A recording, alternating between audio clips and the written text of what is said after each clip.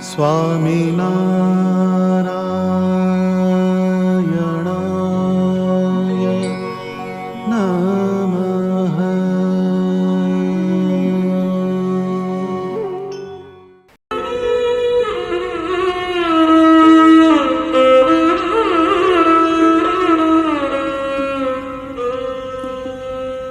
સ્વામિનારાયણ બોલો મુખેથી, સ્વામિનારાયણ બોલો, સ્વામિનારાયણ બોલો મુખેથી, સ્વામિનારાયણ બોલો, સ્વામિનારાયણ, સ્વામિનારાયણ, સ્વામિનારાયણ, સ્વામિનારાયણ બોલો મુખેથી.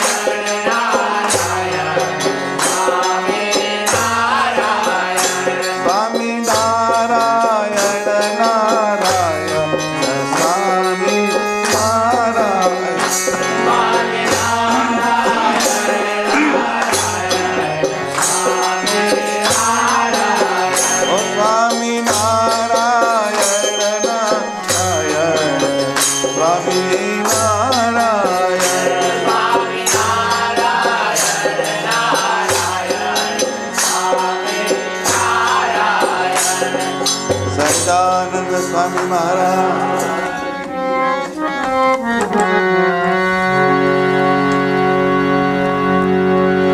હરિ ભજતા સહુ મોટપ પામે, જન્મ મરણ દુઃખ જાય રે. પારસ પરસી લોહ કાંચન થઈ, મોગે તે મૂલે વેચાય રે. મુનિ નરદની જાતને જોતા, દાસી પુત્ર જગ જાણે રે. હરિને ભજી હરિનું મન કેવાણા, વેદ પુરાણ વખાણે રે. રાધાજી અતિ પ્રેમ મગન થઈ, ઉરધાર્યા ગિરધારી રે. હરિવાર વારી હરિતુલ્ય થયા, જેનું ભજન કરે નર નારી રે. હરિ ભજતા સહુ મોટપ પામે, જન્મ મરણ દુઃખ જાય હે રે.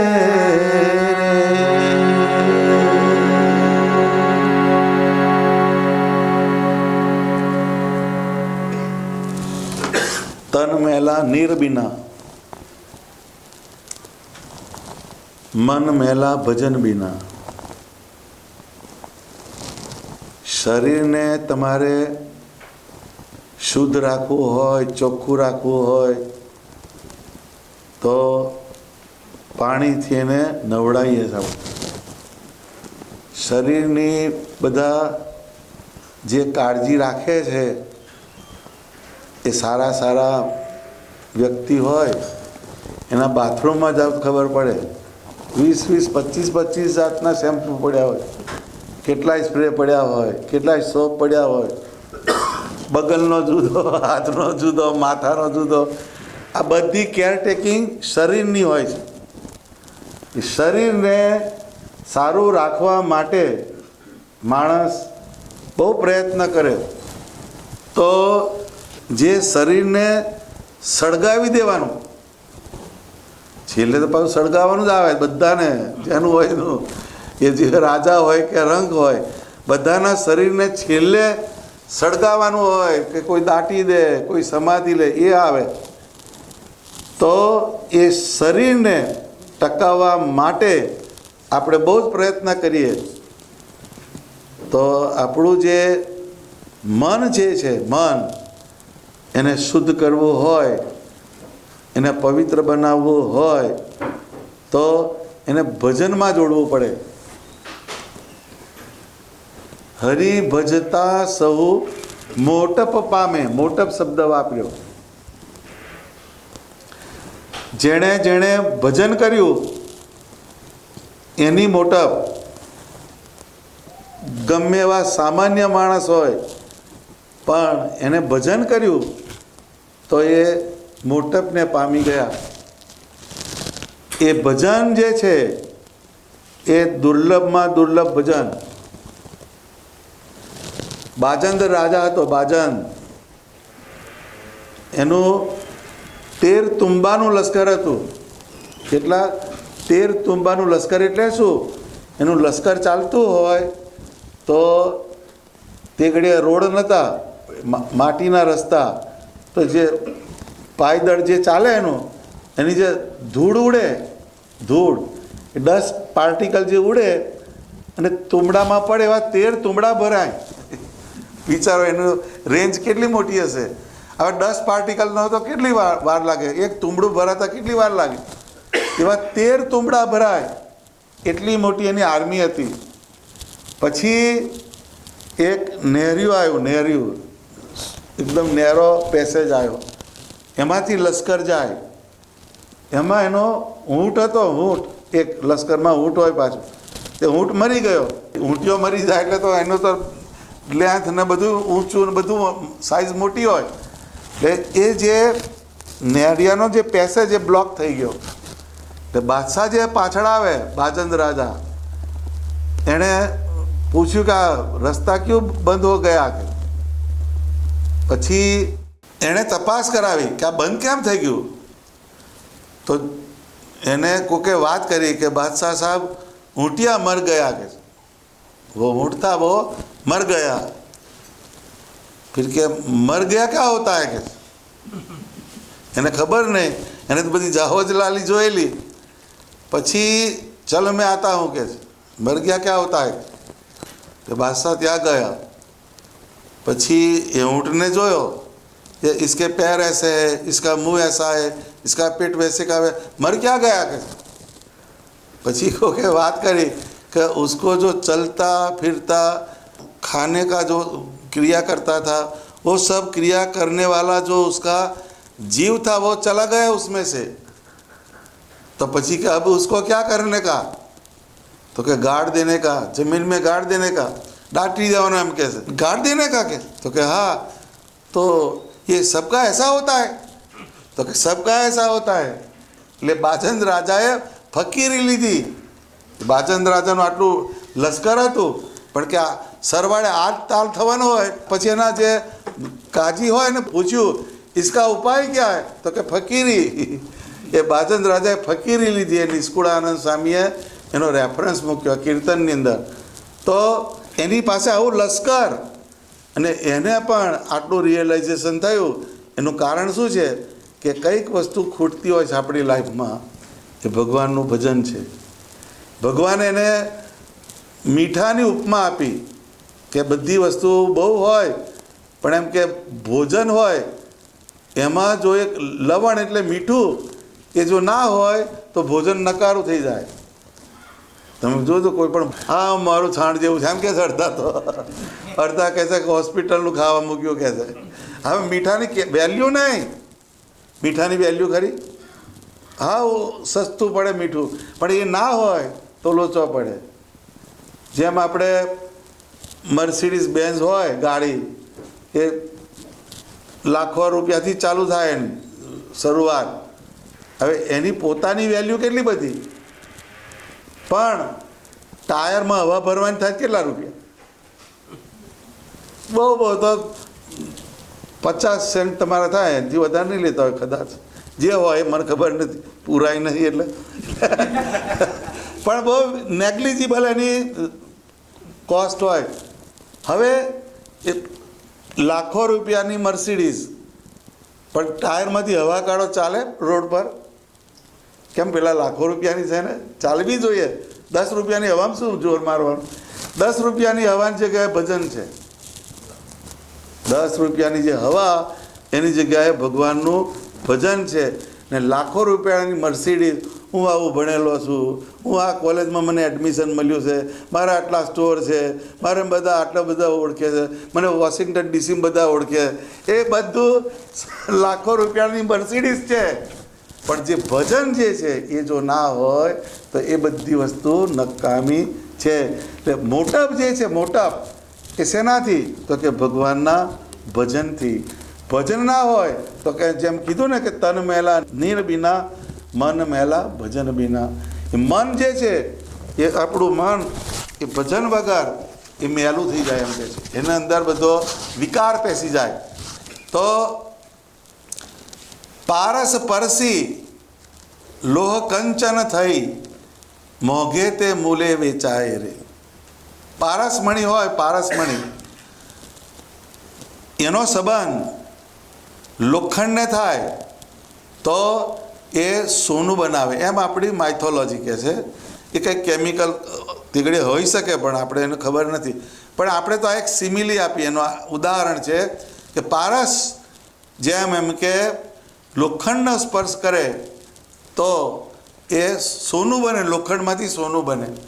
અને મોઘે તે મૂલે વેચાય રે. હવે લોખંડ જે છે એની પેલી કોસ્ટ નથી, પણ એમાંથી એ જ લોખંડને સોનામાં તમે ટ્રાન્સફોર્મ કરો તેની વેલ્યુ વધી જાય. એમ જેને પરમાત્માનો સંબંધ થાય એની વેલ્યુ વધે. એ પરમાત્માનો સંબંધ હોય, જેને જેને એમ કે એ શ્રી કૃષ્ણ ભગવાને ગીતામાં કહ્યું કે હે અર્જુન, જેનામાં તને તેજ દેખાય, જેનામાં તમને શૌર્ય દેખાય, જેનામાં તને ઐશ્વર્ય દેખાય, જેનામાં તને વિદ્યા દેખાય, જેનામાં તને ગુણ દેખાય, જેનામાં તને કળા દેખાય, તો તારે સમજવાનું કે એને મારો યોગ છે. એ પરમાત્માનો યોગ યત્કિંચિત યોગ હોય એના કારણે એ વસ્તુ અંદર આવે છે. એટલે પારસ પરસી લોહ કંચન થઈ, મોઘે તે મૂલે વેચાય રે. મોઘે મૂલે વેચાય એટલે શું? તો કે જેમ સામાન્ય માણસ હોય પરંતુ એને પરમાત્માનો યોગ થાય તેની વેલ્યુ વધી જાય. એ સામાન્ય હોય તો પણ એને લોકો રિસ્પેક્ટથી જોવે. તો એ પરમાત્માનો જે યોગ જે છે એ એવો અગત્યનો છે. એ યોગ આપણે જેટલો વધે એટલો આપણે વધારવો જોઈએ. જેમ આપણે શરીરને સારું રાખવા અન્ન ખાઈએ છીએ અને પાણી પીએ છીએ, એમ આપણા આત્માને મજબૂત બનાવવા, આપણા મનને સ્થિર બનાવવા માટે ભગવાનનો યોગ અતિશય આવશ્યક છે. એ જો ના હોય તો આપણને લોચા પડે. પણ ભજનની અંદર આડું કોણ આવે? તો કે છે દેશ, કાળ, ક્રિયા અને સંગ. આ 4 એલિમેન્ટ છે. આપણું જે ભજન જે છે, આપણી જે સમજણ છે, આપણી જે નિષ્ઠા છે, એને ડગાવનાર 4 પરિબળો. એક દેશ, બીજો કાળ, ત્રીજી ક્રિયા અને ચોથો સંગ. જેનો સંગ કરો એવું એ વસ્તુ થાય. સંગ કરો એનાથી તમારો સ્વભાવ બદલાય. સંગ એકલો પાછો નહીં, સંગ જેનો થાય એટલે તમારા સ્વભાવમાં પરિવર્તન આવે ને આવે.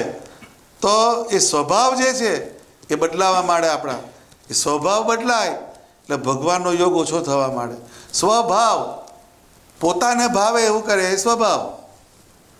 સ્વભાવનું સીધી ડેફિનેશન આટલી. સ્વ એટલે પોતાનું, ભાવ એટલે ભાવે. પોતાને જે ભાવે છે એવું જે કરવા જાય એને સ્વભાવ કહેવાય છે. એ સ્વભાવ નડે બધાને. એક બાદશાહ હતો, એને બિલાડી પાડેલી.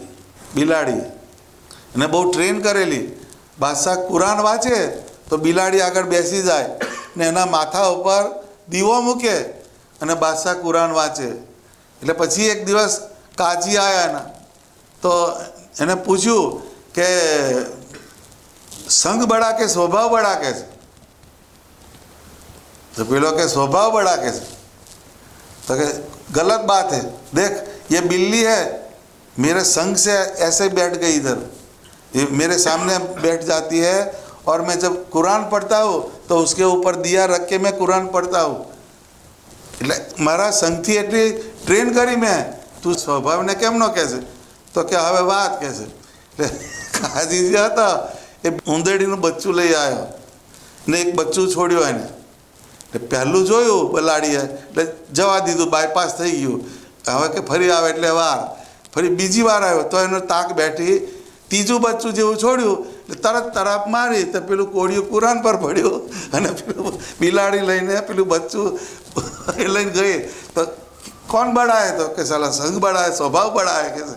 એ સ્વભાવ જે છે એ આપણને ગમે ત્યાં નડે, પણ સ્વભાવને સારો કરવો હોય તો આપણે પરમાત્માના જે શાસ્ત્ર હોય, સત્પુરુષ હોય, પરમાત્માના વચન એનો યોગ કરીએ તો આપણો સ્વભાવ સુધરે. નહીં તો સ્વભાવ સુધરે નહીં. એ ઉકા ખાચર થઈ ગયા સત્સંગમાં. એ કાઠી હતા અને સ્વભાવના બહુ ક્રોધી. એટલે એને ભગવાનને પ્રાર્થના કરી કે ભગવાન મારો સ્વભાવ મારે મૂકવો છે, તો મને ક્રોધ બહુ ચડે છે, તો એ મારો સ્વભાવ મુકાય એવી મને કહી મારા પર કૃપા કરો. એટલે એ ઉકા ખાચર એણે વાત કરી કે મને ક્રોધનો સ્વભાવ છે, તો કહે છે એની દવા કરું કે છે ભગવાન કહે છે. હવે કાઠી કહેવાય આ તો. એને કાઠીને ભગવાને વાળવાનો નિયમ આપ્યો કે આ અમે જે દરબારગઢથી ઘેલામાં સ્નાન કરવા જઈએ છીએ એટલો જે પેસેજ જે છે રસ્તો એને રોજે વાળવાનો. તો કે ભલે મહારાજ. અને આ જે સંતોના ખાડિયા એટલે બાથરૂમ ને બધા હોય ટોયલેટ એને સાફ કરવાનું. હવે કાઠી સાફ કરતા હોય કોઈ દાડો અઘરું પેપર એને આપ્યું ભગવાને, પણ સામે પેલી દવા ક્રોધ છે. ક્રોધ જાય નહીં, ક્રોધ ના જાય. એ ક્રોધ બહુ અઘરો વિષય છે. એ જે પુરાણમાં પણ એની કથા આવે. જેમ એક યજ્ઞ કર્યો પાર્વતીજીના પિતાએ, એણે યજ્ઞ કર્યો પાર્વતીના પિતાએ. એટલે શંકર ભગવાનને પૂછ્યું કે મારે મારા પિતાના યજ્ઞમાં જવું છે. તો કે રહેવા દે, ત્યાં જવા જેવું નથી. એને ખબર બધી વસ્તુ કે સ્થાપન કોનું કોનું છે ને એવું. એટલે શંકર ભગવાને ના પાડી, પણ પાર્વતીજીએ હઠ લીધી અને ગયા યજ્ઞની અંદર. એ ગયા એટલે ત્યાં શિવનું સ્થાપન જોયું નહીં, મહાદેવજીનું સ્થાપન જોયું નહીં. એટલે મહાદેવજી એના હસબન્ડ થાય. હવે પેલા પોતાના પિતા જ યજ્ઞ કરે અને પોતાના પતિનું એને સ્થાન જોયું નહીં. એટલે પાર્વતીને ક્રોધ ચડ્યો ને પડવાર પેલા યજ્ઞના કુંડની અંદર મૂક્યું. હવે એની પાછળ શંકર ભગવાનને જોયું તો કહે છે કે આ તો આમ થયું. તો એ પાછળ ઉપડ્યા, 2-3ના માથા વાળ્યા. એ આ ક્રોધ છે. ક્રોધ જે છે એ બહુ જ ડેન્જરમાં ડેન્જર ક્રોધ. એ ક્રોધ જ્યારે આવે ત્યારે ખબર પડે, વિરૂપ થઈ જાય માણસ. તે ક્રોધને ટાળવાની એણે વાત કરી. એટલે જેટલું ઊંચું દર્દ એટલું નીચી દવા હોય. પાછી કડવી દવા નહીં હોતી, કોને ફાવે છે, બધાએ પીવી જ પડે કાકા કહીને. અત્યારે તમને મેલેરિયા થયો તો ક્વિનાઇન સલ્ફેટ આપે છે. ક્વિનાઇન સલ્ફેટ કડવું ઝેર જેવું હોય, પણ મેલેરિયા નથી જ જાય. મેલેરિયાના જે પેરેસાઇટ છે એ ક્વિનાઇન સલ્ફેટથી જાય. એ તમને એલર્જી લાવી દે અંદર બોડીની અંદર, એટલું ડેન્જર હોય છે. એટલે ભગવાન એને આ દવા બતાડી.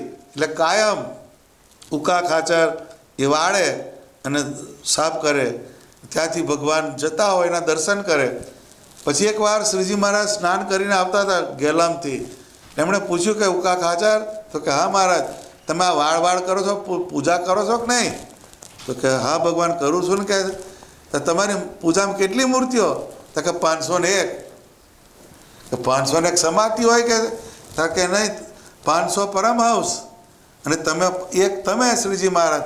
એ અહીંથી જાઓ એના હું દર્શન કરું તો પૂજામાં જ કરવાનું ને કહે છે. જોઈએ આટલું ટ્રાન્સફોર્મેશન થયું. કેમ? તો કે એની ઇન્દ્રિયો જે છે ભગવાનના યોગથી એ ભજનમાં જોડે, ક્રિયા યોગ એમાં જોડે. એટલે એ સ્વભાવ જે ટાળવા હોય તો ભગવાનના ભજન તરફ જવું પડે. એટલે એ કહે છે પારસ્પર્શી લોહ કંચન થઈ. એવું કા ખાચર લોઢામથી એનું સોનું બનાવ્યું કે સ્વામિનારાયણ ભગવાનનો એ પ્રભાવ. મોઘે તે મૂલે વેચાય રે. પછી એની વેલ્યુ વધે માર્કેટમાં. એટલે સત્સંગમાં ભગવાનના ભક્ત થાય એટલે પછી એની આખી વાત ફરી જાય. મુનિ નારદની જાતને જોતા દાસી પુત્ર જગ જાણે રે. નારદ મુનિ છે, એનો બેકગ્રાઉન્ડ જો તો દાસીના પુત્ર એ તો કહેવાય, દાસીના પુત્ર. પરંતુ હરિને ભજી હરિનું મન કહેવાણા, વેદ પુરાણ વખાણે રે. એટલે નારદજીને 3 લોકનું લાયસન્સ, વિઝા લેવાના જ નહીં, ગમે ત્યાં જાય નારદ. એટલું એને ભગવાને ઐશ્વર્ય મૂકેલું. એ હરિનું મન. એકવાર નારદજીએ પૂછ્યું ભગવાનને, ભગવાન તમારું એડ્રેસ ક્યાં કહે છે? નારદજી કોને કહે છે? ભગવાન નારાયણને. કે ભગવાન તમે ક્યાં રહો છો? તો કે નાહમ વસામી વૈકુંઠે યોગી નામ હૃદયે ન ચ યત્રે મદ ભક્તા ગાયંતી તત્રે તિષ્ઠામી નારદ. કે હું નાહમ વસામી વૈકુંઠે એટલે વૈકુંઠમાં નથી હોતો. યોગી નામ હૃદયે ન ચ યોગીઓના હૃદયમાં પણ નથી. પણ યત્રે મદ ભક્તા ગાયંતી તત્રે તિષ્ઠામી નારદ. મારા ભક્ત જે છે એ જ્યાં મારું ભજન કરે છે તત્રે તિષ્ઠામી નારદ. એટલે ત્યાં હું આગળ રહું છું. અત્યારે આ ધૂન કરી કથા કરીએ છીએ, આ સભા થાય છે, શ્રીજી મહારાજ એને જોવે છે, એમનું વાઈફાઈ ચાલુ છે. ને શ્રીજી મહારાજ એ જોવે કે અત્યારે આ સ્ટોરમાં ગયો કથામ છે, એ પાછું બીજી છે પાછી વાત, ખ્યાલ આવ્યો? એટલે એ ભગવાન જે છે, આ સુખ સ્વામીએ લખ્યું, સુખ સ્વામીની વાતો, સુખ સ્વામીએ લખ્યું કે જ્યારે તમે કથા કીર્તન કરો પછી ધૂન કરો તો એ વખતે તમે જે કરો છો એને અક્ષરધામમાં રહ્યા ભગવાન સ્વામિનારાયણ અને એના મુક્તો એને જુએ છે. બસ આપણે આટલી વાતને પકડવાની. એટલે જે ભજન જે છે, ભજન જેવું રૂડું કોઈ વસ્તુ છે નહીં, પણ એ તમારા સ્વભાવને ટાળે. એટલે જે સંગ દોષ, દેશ, કાળ, ક્રિયા અને સંગ, આ ભજનને હલાવી નાખે. આ ભજન, તમારું જે ભજન છે એને હલાવનારા આ 4 ફેક્ટર. એક દેશ, એટલે જે જગ્યામાં તમે રહેતા હોય એનું સરાઉન્ડિંગ, એની ઇન્ફ્લુઅન્સ થાય અને થાય. અત્યારે દેશકાળ હોય એટલે આપણે એની સામે એફર્ટ મૂકવો પડે. ખ્યાલ આવ્યો? દેશકાળ તો બદલાઈ ગયો. We can not change surrounding. આપણે મોલ્ડ કરવા પડે. સરાઉન્ડિંગ પ્રમાણે આપણે મોલ્ડ થવું પડે. જેમ તમે બહાર નીકળો, વરસાદ પડે એટલે છત્રી લઈ લેવાની. વરસાદ તમે બંધ નહીં કરી શકો. છત્રી મૂકો એટલે ચાલી ગાડી. સ્નો પડ્યો હશે, ઠંડી પડી, જેકેટ લગાવવાનું, થર્મલ લગાવવાનું, બધું પેક કરીને નીકળે બધા. એનું કારણ છે કે એની ઇન્ફ્લુઅન્સ આવે. કોઈ પણ સરાઉન્ડિંગ હોય એની તમારા ઉપર અસર થાય અને થાય. પણ સરાઉન્ડિંગને આપણે ચેન્જ કરી શકવાના નથી. પણ એ સરાઉન્ડિંગ વિપરીત છે તો એને એકોર્ડિંગલી આપણે આપણી સેલ્ફને એડજસ્ટ કરવી પડે, મોલ્ડ કરવી પડે, તો જ તમે સરાઉન્ડિંગની અંદર ફિટ થઈ જાઓ. અત્યારે તમે બરફ પડે, કશો વાંધો નહીં, હેડો જાય છે કોઈ જાય? બધું પ્રોટેક્શન કરીને જાય છે. કેમ કે જો એમ હેડે તો બધું ધંધે લાગી જાય. પણ આપણે એને પ્રોટેક્ટ કરવા માટે એનો આપણે એફર્ટ કરીએ છીએ. એમાં વિપરીત દેશ છે આ. સમયની તો વાત જ પૂછવા જેવી નથી. સમય તો એવો ખરાબ ચાલે છે કે આપણે પૂછાય એવું નથી. અત્યારે કોઈનું માને છે જ ક્યાં? Zero tolerance. કોઈને કે મને બધી ખબર પડે છે, અમે કંઈ અત્યારે અમે ઘૂંટણિયા કાઢીએ છીએ, એમ આવી જાય સ્ટેટમેન્ટ, ટોલરન્સ ઝીરો થયું. પણ એ આપણને એનો ખબર પડતી નથી. એનું કારણ શું? એને શું કહેવાય? બોચી આંખો આવી, પાછળ આંખો આવી આપણે. એટલે આ એક દેશ અને બીજો કાળ. કાળ એટલે ટાઈમ, સ્ફિયર, ટાઈમનો સ્ફિયર. દેશ, કાળ. સમય પણ અત્યારે તમે જુઓ, સમય બહુ ખરાબ. આપણે સાચવીને જ ચાલવું પડે. એ સમય એવો છે બધે, એક જગ્યાએ છે એવું નહીં. ત્રીજી ક્રિયા જે છે, આપણે જે કર્મ કરીએ એ ક્રિયા, એનો પણ તમને પ્રભાવ પડે. દેશ, કાળ, ક્રિયા અને સંગ. કોનો સંગ કરીએ છીએ એ બહુ અગત્યની વસ્તુ છે. એટલે આપણે જ્યારે આપણે સ્ટુડન્ટ હોઈએ, પછી ધંધાદારી હોઈએ, આ બધે લાગુ પડે. પાછું ધંધાવાળાને લાગુ પડે, સ્ટુડન્ટને પણ લાગુ. ભણતા હોય એને પણ કોની ભાઈબંધી રાખવી, કોની સાથે ફ્રેન્ડશીપ કરવી, કોની સાથે ઉઠબેસ કરવી, એની ચોઈસ હોવી જોઈએ. એ જો ના હોય તો તમને ખાડે નાખી દે. ધંધો, તમારો બિઝનેસ સારો હોય અને સારા સ્ટોરના તમારે એ ડીલિંગ કરતા હોય અને ગેટ ટુગેધર થતું હોય તો પેલું એને સોફ્ટ ડ્રિંક કહે છે. સોફ્ટ ડ્રિંક્સ એટલે ઓકેઝનલી વાંધો નહીં. એ ઓકેઝનલી વાળી વાત જે છે એ ધીરે તમારી હેબિટ બની જાય. એટલે ધંધો આવ્યો એમાંય જાળવવું પડે. ભણનાર હોય એને પણ જાળવવું પડે. એજ્યુકેશનની જે વાત છે એમાં ઘણીવાર આપણો હેતુ જતો રહે. એટલે હું ઘણાને કહું કે તમે સ્ટુડન્ટ હોય તો તમારી આઈડિયોલોજી કઈ હોવી જોઈએ કે પહેલાં તમે છોકરા હોય તો આઈડિયલ સન હોવા જોઈએ, છોકરી હોય તો આઈડિયલ ડોટર. એ પહેલું. કેમ? તો કે આપણું જીવન જે છે, જીવન એમાં ચાર તત્વો એવા છે કે એ ઇરિવર્સિબલ છે. એક માતા, પિતા ગુરુ અને ભગવાન, આ ચાર તત્વો એવા છે કે જે આપણા ઉપર એના ઉપકાર જે છે એને તમે કોઈ પણ કોસ્ટે રિવર્સ ના કરી શકો. અત્યારે શારદાબાનું તમે શું ઋણ ચૂકવી શકો? લ્યા હે, શારદાબાનું તમે કશું ઋણ ચૂકવી ના શકો.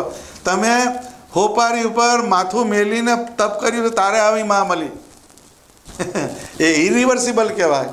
એ અમુક વસ્તુને તમે એની સામે કશું કરી જ ના શકો. માતા પિતા ગુરુ જે હોય એણે તમને જ્ઞાન આપ્યું હોય, એને તમારા સ્વભાવ મુકાયા હોય, તમને ભગવાનના રસ્તે લઈ ગયા હોય, એ ગુરુ કહેવાય. અને ચોથા ભગવાન. આ ચાર તત્વ આપણા જીવનની અંદર એવા છે કે એનું ઋણ આપણે રિવર્સ કરી શકતા નથી. એટલે એને ક્યારેય ટ્રેસ પાસ નહીં કરવાનું. આ ચાર તત્વો જે છે એને ક્યારેય ઓવરટેકિંગ કહે છે ને પેલું, એને ઓવરટેક નહીં કરવાનું. કેમ કે એ આપણા જીવનની અંદર માત્ર ને માત્ર આપી જનારા તત્વ છે. ખાલી ઉસી કે માથું મૂકીને વિચાર કરજો કે મા, બાપ, ગુરુ અને ભગવાન. ગુરુ એટલે પાછા હાચા, હો, અત્યારે પાછા જગલરી વાળા હોય છે, એટલે એ નહીં, જે ટ્રુથની વાત છે. આ ચાર તત્વો એવા છે કે જે ઓલવેઝ તમને આપે જ છે. શ્રીજી મહારાજનું તમે વાત કરીએ આપણે, બરાબર? આપણે સ્વામિનારાયણ ભગવાનના આશ્રિત છે. એમણે 212 કલમ લખી. કેટલી? 212. હવે 212 તો આપણાથી પડતી જ નથી. હવે એમણે એવું લખ્યું કે આ શિક્ષાપત્રી એનો નિત્ય પ્રત્યે પાઠ કરવો. જે દિવસે પાઠ ના થાય તે દિવસે ઉપવાસ કરવો. ખાધા ભેગા થઈ આપણે તોય સ્વામિનારાયણ ભગવાનની આપણા પર કેટલી કૃપા છે કે એને નજરઅંદાજ કરીને પણ આ મારો ભક્ત છે એવી એક વાત રાખે છે. એટલે એનું ઋણ ના જાય, એનું ઋણ એટલે ના જાય. એટલે આ ઘણા પાછું શું, શિક્ષાપત્રી એક છોકરો હતો, હોશિયાર હતો, પાછું જગલરીવાળો પણ. એટલે મને કહે છે કે એટલે હું કેટલા વાગે ઉઠું છું?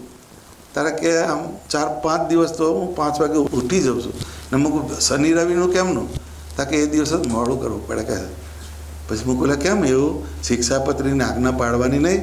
તો કે ગાડીમાં તો 200 માઇલની સ્પીડ હોય તો એટલી બધી સ્પીડ તો થવાતું હશે તો એક્સિડન્ટ થાય કે મારા બેટા એ તો કે 60-70 જવાય કે નહીં તો એક્સિડન્ટ થાય કે છે. એમ કે બધી આજ્ઞા થોડી પાડવાની હોય એમ છે. એટલે આવી આઈટમો હોય છે, ખ્યાલ આવે છે. પણ ભગવાન જે છે એની સામે જોતા નથી. અને એ દયાળુ છે, એનો દયાનો સ્વભાવ. એટલે દીન દયાળુ ગુરુદેવ દામોદર એ કીધું એને. એટલે એ આ બધી વસ્તુ કેમ કહેવાની? તો કે આ બધું આપણને લાગુ પડે છે. આપણે સત્સંગમાં ભલે આવ્યા પણ સત્સંગમાં આપણી ચારે બાજુનું એક એન્વાયરમેન્ટ, એનો એક પ્રભાવ હોય ને હોય જ. અત્યારે અમે ત્યાં આગળ રહેતા હતા તો પ્યાલામાં પાણી પીવાનું, હવે બાટલી આવી ગઈ અમારે. જાય ક્યાં? અહીં ક્યાં લેવા જાવ?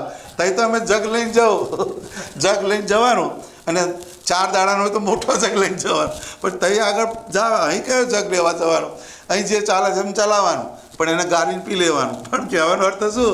એને સમય વર્તે સાવધાન. એમ કે લગ્નમાં બધું આવે છે ને, મહારાજ બોલ્યો જ હશે સમય વર્તે સાવધાન. એટલે સમય વર્તીને એના પ્રમાણે ચાલવાનું. ટ્રાફિકમાં ગાડી ચલાવવાની છે એટલે હામી ગાડી જોડે આપણે એડજસ્ટમેન્ટ કરીને ચાલવાનું. પણ આપણે એડજસ્ટમેન્ટ ક્યાં કરવાનું?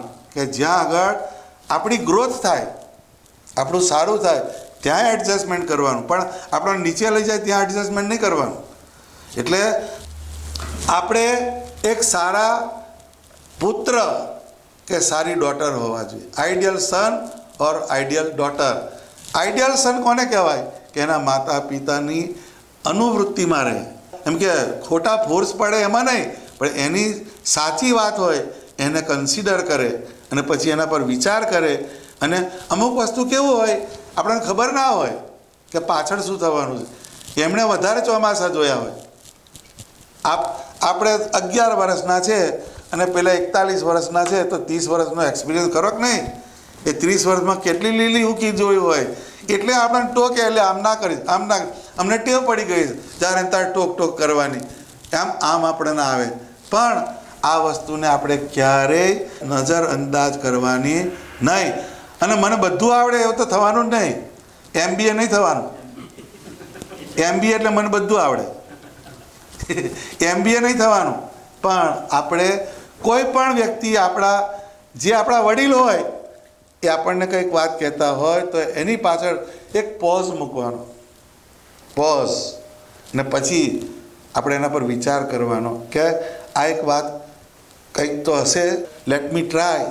એ જે કહે છે કંઈક સાચી છે ખોટી છે, પણ સીધું વ્હાઇટ પેટ્રોલની જેમ પેલું નહીં કરવાનું કે નહીં તમને શું ખબર પડે, અમે તો આજકાલના તમે એમ એવી વાતો કરે તમને. પણ એ જે વાત જે છે દેશ કાળ ક્રિયા અને સંગ એનો આપણા પર બહુ મોટો પ્રભાવ હોય છે. મેં ના કીધું કે તમે સ્નોફોલ થતો હોય, ભલે ને થતો, આપણે હેડવું જ છે, એમ ના થવાય. એ સ્નોફોલને તમારે એનાથી પ્રોટેક્ટ કરવું પડે ને એનાથી તમારું સર્વાઈવલ થાય.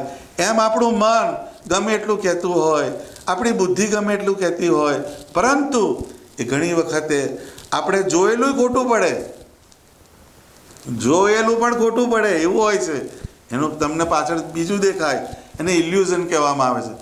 ઇલ્યુઝન ને ડેલ્યુઝન, એમાં જ આ બધું ચાલે છે. બ્રહ્માંડ આખું એમાં અટવાય, આંટા મારે.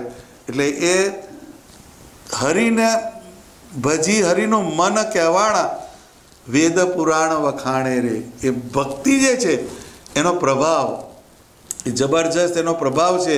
એ ભજન જો હોય ને તમારું, જેમ પેલું કવચ હોય, કવચ એ તમારું પ્રોટેક્શન કરે, કવચથી તમારું પ્રોટેક્ટ થાય. જેમ પેલા બુલેટ પ્રૂફ ગાડી લાવ્યા ને, ના પેલા ભાઈ લાવ્યા તમે બોસ્ટન, ટેસ્લા એ બુલેટ પ્રૂફ છે ભાઈ. તો તને કયો મોકું બુલેટ મારવા આવવાનો છે, પણ કોલર ઊંચો થાય ને. પણ કહેવાનો અર્થ શું છે કે એક લેયર બને. ભજન જે છે એ તમારા વિચારને પ્રોટેક્ટ કરે, તમારા શરીરને પ્રોટેક્ટ કરે, તમારા મનને પ્રોટેક્ટ કરે, તમારી બુદ્ધિને પ્રોટેક્ટ કરે. તમારી બુદ્ધિ બીજે જતી હોય એને પાછી લાવે. એ ભજનનો પ્રભાવ છે. એટલે જુવાની તરવી એ બહુ અઘરામાં અઘરી. જુવાની જે છે, એક મહારાજ હતા, એક સાધુ બાવા, એટલે બહુ પેલા વિચિક્ષણ હતો. એમાં 3 લેડીઝ જતી હતી. એટલે એણે એક વાત કહી, અગલી વાલી કો જાને દે, પિછલી વાલે કો ભી જાને, બીચ વાલી પકડ લે કે. એટલે પેલા હારા એવું બોલો છો કે એમ નહીં, તારું બાળપણ ગયું, ઘડપણ જવાનું, પણ વચ્ચેનું જે છે એને પકડી રાખજે. યુવાની જે છે એને એનકેશ કરવાની. એ યુવાનીમાં જ આપણે બધી વસ્તુની અવેરનેસ રાખવી પડે. કેમ કે એ વખતે આપણામાં હોર્મોનલ ચેન્જીસ આવતા હોય, આપણા બાયોફોર્સિસ હોય, એ બહારની દુનિયામાં એ વહેતા હોય છે. એને ડિરેક્શન નથી, એ ડિરેક્શનલેસ છે, એની કોઈ દિશા જ નથી. કેમ કે એની પાસે કોઈ એને કંટ્રોલ કરનારું પરિબળ નથી. એટલે મેક્સિમમ લોકો નાની ઉંમરમાં બધા ડ્રગ એડિક્ટ કેમ થઈ જાય છે? એનું કારણ કયું આવ્યું? તો કે એની જે અંદરની જે ફેકલ્ટીઝ છે એ બહારની બાજુ એને ફોર્સ પકડાયો, એને કારણે એ અંદરથી જુદી જગ્યાને પકડાઈ ગઈ. પણ એ જે ઉર્જા તમને બહાર લઈ જાય છે એને કોઈ કળાની અંદર લઈ જવાની, આર્ટ, કાં તો કોઈક હોબી, કાં તો કોઈક રીડિંગ, સારું રીડિંગ કરો. એ બધી વસ્તુ ટાઈમ પાસ આઇટમ. પણ ટાઈમ પાસમાં આપણે એવો ટાઈમ પાસ કરવાનો કે જેમાંથી તમને કંઈક પ્રાપ્ત થાય, જે તમને આગળ લઈ જાય. એવી વસ્તુમાં તમે લઈ જાઓ તો એ તમને ફ્રૂટફુલ થાય. એટલે આ આર્ટ ઓફ લિવિંગ કહેવાય, LIVING, art of living, LIVING. અને સ્વામિનારાયણ ભગવાન આર્ટ ઓફ LEAVING બતાડે છે.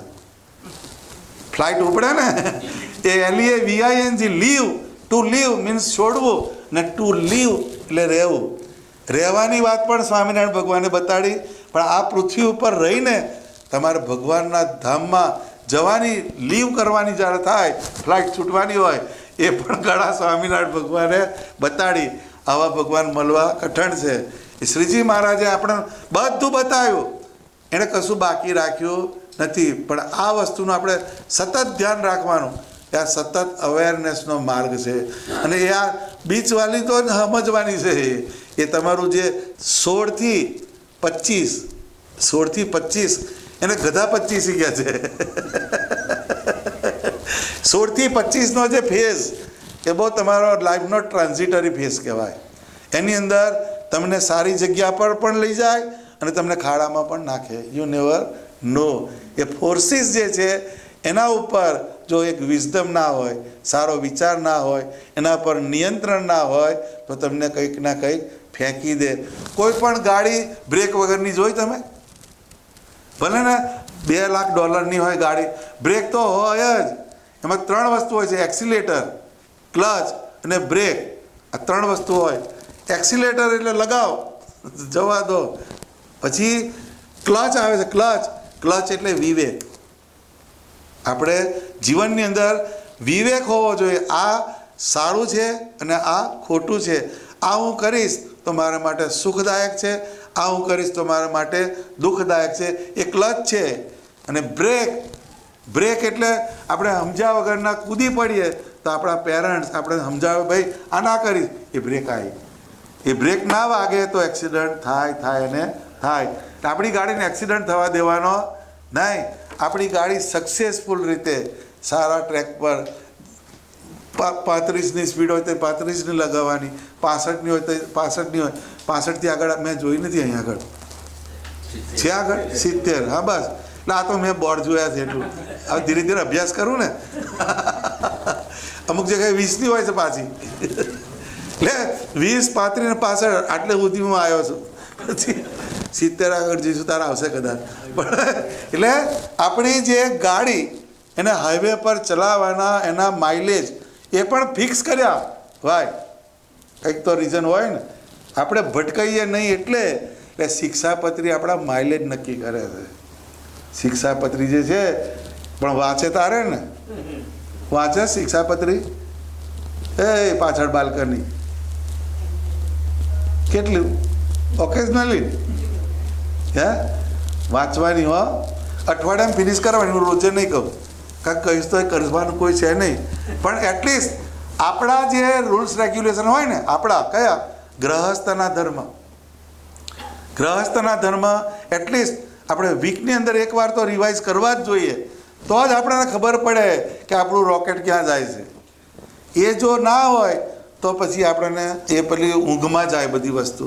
એટલે સ્વામિનારાયણ ભગવાને જે શિક્ષાપત્રી લખી, એણે એક આજ્ઞા લખી કે આ શિક્ષાપત્રી જે અમે લખી છે એને જે પાળે છે એ અમારા સંપ્રદાયના આશ્રિત છે. અને એને જે પાળે એ આ લોકને વિશે ને પરલોકને વિશે સુખી થાય છે.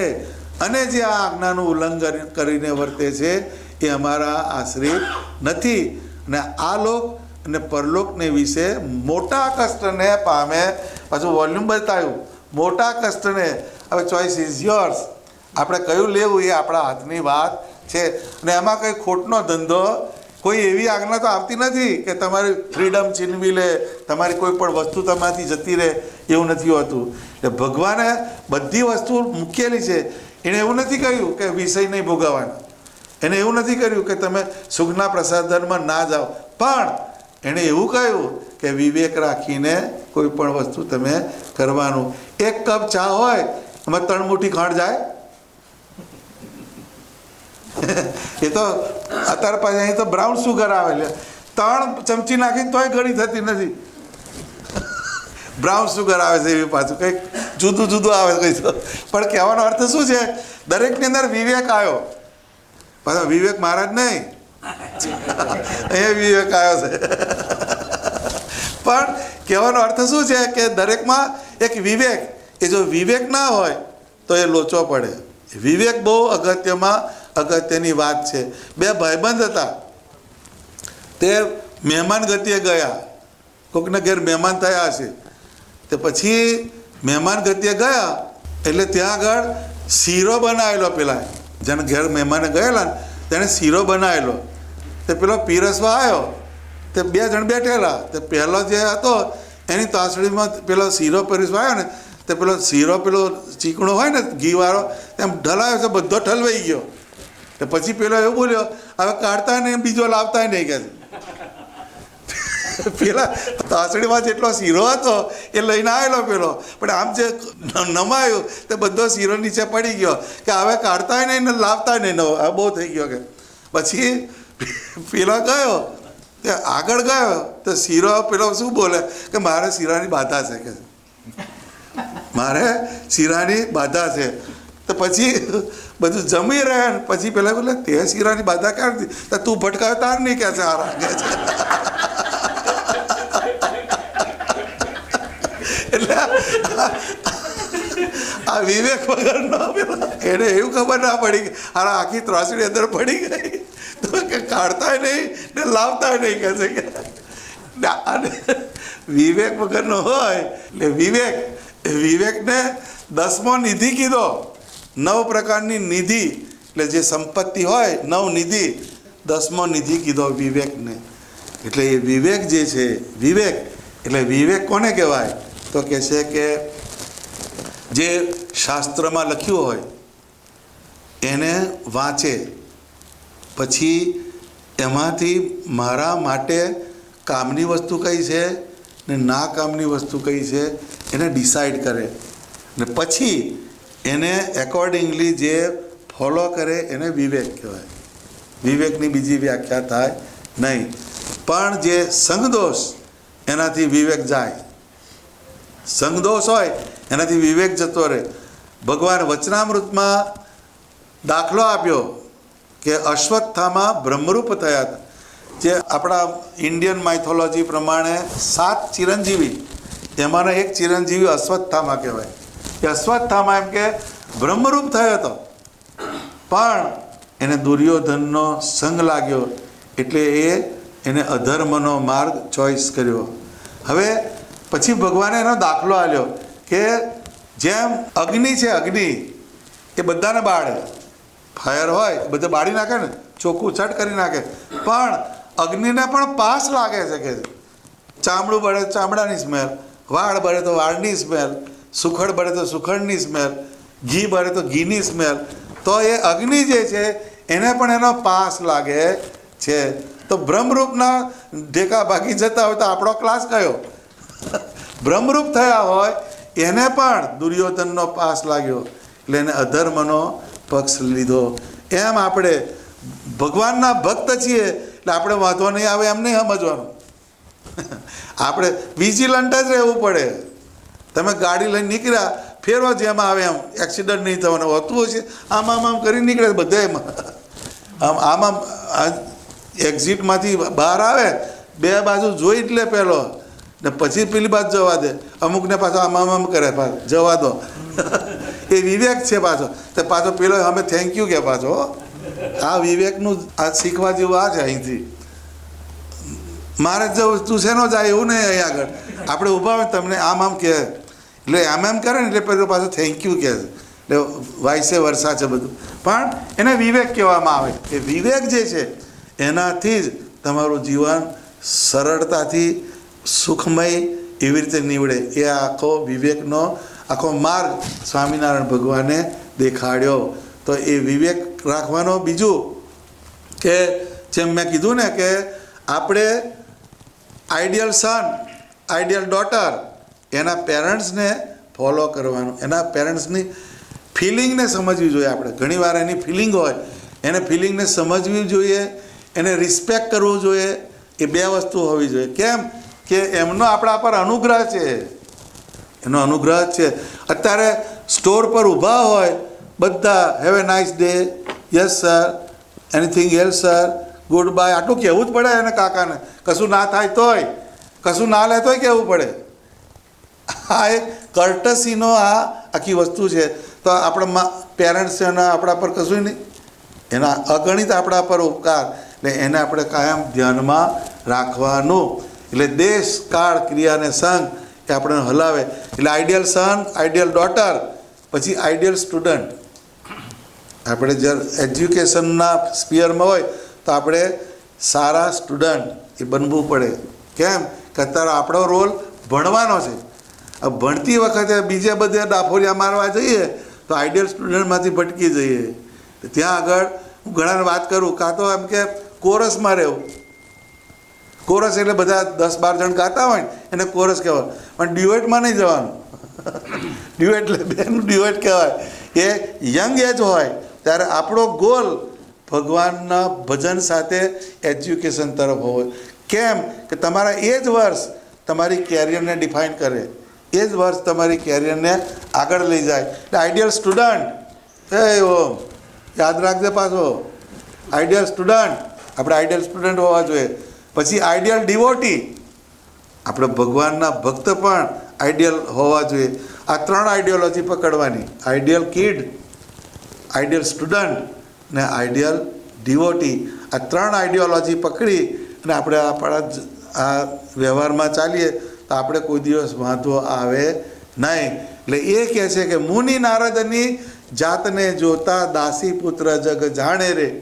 દાસીના પુત્ર હતા પણ ભગવાનનો યોગ થયો એટલે હરિને ભજી હરિનું મન કહેવાણા, વેદ પુરાણ વખાણે રે.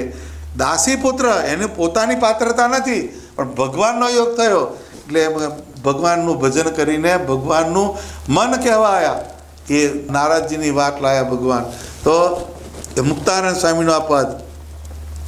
તો આ વાત જે છે ભગવાનનું ભજન, આપણી ફરજ, આપણી કૌટુંબિક ફરજ, આપણી એજ્યુકેશનની ફરજ, આપણી ધર્મની ફરજ. ભગવાને સ્વધર્મે સહિત ભજન કરવાનું કીધું, સ્વધર્મે સહિત ભજન કરવાનું. એટલે આપણે કોઈ માણસ ઘરમાં હોય તો તમે એક મેલ મેમ્બર હોય તો એ મેલ મેમ્બર હસબન્ડ હોય, ફાધર હોય, બ્રધર હોય, બિઝનેસ પર્સન હોય અને સોશિયલ પર્સન હોય. બરાબર? તો ફાધર તરીકે આપણે ક્યાં ફેલ થયા એનું પાછું આપણે જોવું પડે. હસબન્ડ તરીકે ક્યાં ફેલ થયા એ જોવું પડે. બિઝનેસમેન તરીકે ક્યાં ફેલ થયા એ જોવું પડે. અને સોશિયલ આપણે કેરેક્ટર છીએ, સોશિયલમાં હું ક્યાં ફેલ થયો અને ભગવાનનો ભક્ત તરીકે હું ક્યાં ફેલ થયો. આ 5 જગ્યાએ મેક શ્યોર કરીને સુવાનું. ખ્યાલ આવે? આપણા વિવિધ રોલ છે. એક રોલ કરવા આપણે નહીં આવ્યા, નર્યો ધંધો કરવા નથી આવ્યા, નર્યા ભગવાન ભજવા નથી આવ્યા, નર્યું ખાવ પીઓને લહેર કરો એના માટે આપણે નથી આવ્યા. આપણી જે લાઈફ છે એ મલ્ટી ડાયમેન્શનલ ટાસ્કવાળી છે, મલ્ટી ટાસ્કવાળી આપણી લાઈફ છે. એટલે એ આઈડિયોલોજી એમાં આપણે ક્યાં ફેલ થયા એના ઉપર આપણે વોચ રાખવો જોઈએ. લેડીઝ હોય એને વાઈફ હોય તો વાઈફ તરીકે હું ક્યાં ફેલ ગઈ, પછી એમ કે હું મધર તરીકે ક્યાં ફેલ થઈ, હું સોશિયલ તો પેલામાં જ આવે છે, રિલિજિયસ આવે, અને મારા ફેમિલિયર ટાસ્ક જે છે એમાં હું ક્યાં ફેલ થઈ. આ જો ઇન્ડિવિજ્યુઅલ બધા સબમિશન કરે તો આપણો સંસાર સોનાનો થઈ જાય. આર્ટ ઓફ લિવિંગ બતાડું છું, મફતમાં આવ્યો અહીં કાઉન્સેલિંગ કરવા. યાદ રાખજો બધા. એ ગોપી મંડળ, હજુ પછી આપણે બીજો ક્લાસ લેવાનો છે. કે આ તો આ પેલું સોફ્ટ છે, આ જીરોનું કાચ પેપર છે. લેવાનો ને કે નહીં? રેડી? તમે તારા આવો ને તમારે જો કેટલા જોઈ લીધા એવું નહીં ને? પણ ક્લાસ તો કાઢવાની, તો મારા છો એટલે તમારી જોડે મારો છેડો છે એટલે તમારો ક્લાસ તો લેવાનો. સીધી વાત છે. આ બધા હોય ના લેવાય લે. આપણે રાખવાનું ખાનગી બધું. પણ આ એક જનરલ વાત કહી કે ભગવાનનું ભજન એનું આપણા લાઈફમાં મહત્ત્વ હોવું જોઈએ. સાથે સાથે સોશિયલ, રિલિજિયસ, એજ્યુકેશનલ અને મોરલ સ્ટાન્ડર્ડ એ પણ આપણું હોવું જ જોઈએ. નહીં તો મોરલી જો તમે ડાઉન ગયા તો તમારી સોશિયલ સ્ટેટસ ગયું. તમારે લગ્ન નક્કી કરવાનું હોય તો 4 છેડા જોઈ આવે, 12માં નથી જતો ને, પછી 17માં નથી જતો, બધા છેડા પંપોસી આવે, મળે નહીં અડધાને પણ જઈ આવે ખરો. પણ કહેવાનો અર્થ શું કે આ બધા પેરામીટર્સ એવા છે કે જે મોરલ કન્ડક્ટવાળા છે. મોરલ કન્ડક્ટ તમારું સારું હોય તો જ તમે સોશિયલી સારા કહેવાઓ. સોશિયલી સારા હોય પછી તમે રિલિજિયસ થઈ શકો છો, ને રિલિજિયસ પછી સ્પિરિચ્યુઅલ થવાય. સીધા સ્પિરિચ્યુઅલમાં જવાતું નથી, સીધા એમે ના થવાય. પહેલું તો પેલું બાલ મંદિરથી ચાલવું પડે. આ બધા સ્ટેપ્સ જે છે એ બહુ પકડવા અગત્યના છે. તો આ વાતને કાયમ બધાએ ધ્યાનમાં રાખવાની. સહજાનંદ સ્વામી મહારાજની જય.